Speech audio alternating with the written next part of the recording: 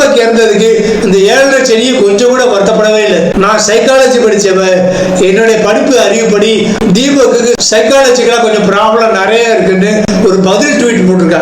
உண்மைக்கே பைத்தியம் வந்து இவளுக்கு தான். இனிமையாவது சோசியல் மீடியாவில் வீடியோ பார்க்குற மக்கள் தயவு செய்து எந்த வீடியோவையும் நம்பாதீங்க.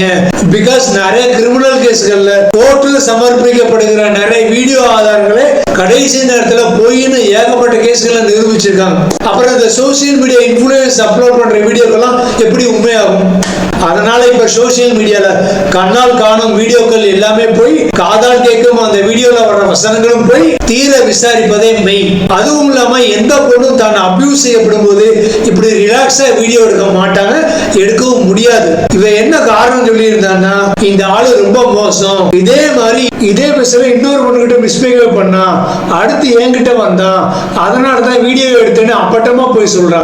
இவ உண்மையான சமூக அக்கறை உள்ளவங்க என்ன பண்ணிட்டு இருக்கணும்? அதான் கையில எப்போ மொபைல் போன் கேமராவை ஆன் பண்ணிட்டே அலையிறாளே, அப்ப அந்த தீபக் முதல் பொண்ணுகிட்ட அபியூஸ் பண்ணும் போதே இவ வீடியோ எடுத்திருக்கணும், அதை அப்லோட் பண்ணிருக்கணும்.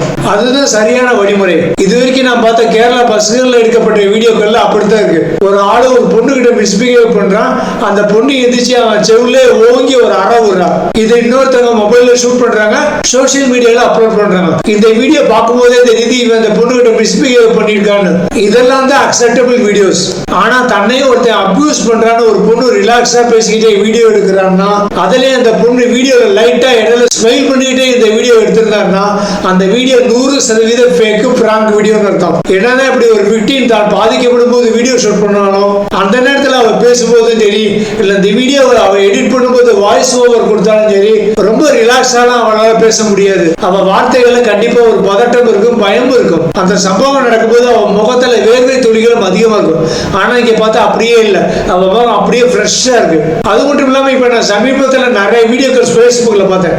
அதாவது ஒரு ட்ரெயின்ல ஒரு பஸ்ல எல்லாரும் நின்றுகிட்டே போறாங்க, திடீர்னு அந்த வாகனம் சடன் பிரேக் அடிக்கிறதுனால அந்த பையன் அந்த பொண்ணு மேல ஆக்சிடென்டலா தான் விழுகிறான். ஆனா அந்த பொண்ணு தன்னோட கற்பை பறிபோன மாதிரி ஓங்கி அவன் கண்ணத்துல அறையிடார். ஆனா அடுத்த நிமிஷமே அந்த ட்ரெயினோ அல்லது பஸ்ஸோ மறுபடியும் ஜெர்க் ஆகும் போது அந்த பொண்ணு இப்ப ஆக்சிடென்டலா அவன் மேல விழுகிறான்.